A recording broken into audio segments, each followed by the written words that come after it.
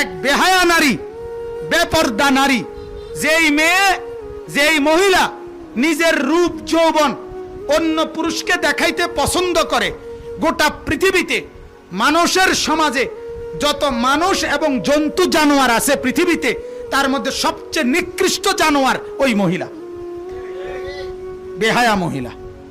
কারণ সে তার শরীরে জন্মগতভাবে, আমরা এখন গরমকাল, এখন গরম লাগতেছে, এখন ঠান্ডার সময় ঠান্ডা লাগা, এটা শরীরের স্বাভাবিকতা কিনা? কথা বলেন না কেন? গরমে শীত লাগা, শীতে গরম লাগা অসুস্থতা কিনা? তাহলে একজন নারীর সৃষ্টিগতভাবে আল্লাহ লজ্জা, তাকে নিজেকে একটু আড়ালে রাখা, নিজেকে একটু লুকাইয়া রাখা, নিজেকে গোপনে রাখা, এটা আল্লাহ তাআলা তার সৃষ্টিগতভাবেই দিয়েছেন। সেটাই যার মধ্যে নাই, ওইটাকেই যে ছিঁড়ে ফেলছে, ওইটাকেই যে নষ্ট করে ফেলছে, তাহলে তার মতো জঙ্গলি, তার মতো অসভ্য আর কে হইতে পারে?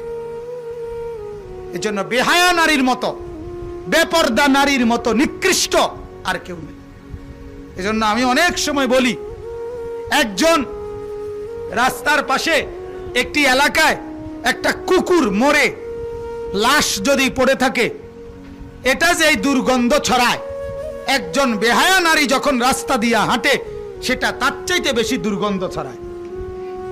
মরা কুত্তা এত দুর্গন্ধ ছড়ায় না, বেপর্দা নারী যে পরিমাণ দুর্গন্ধ ছড়ায়।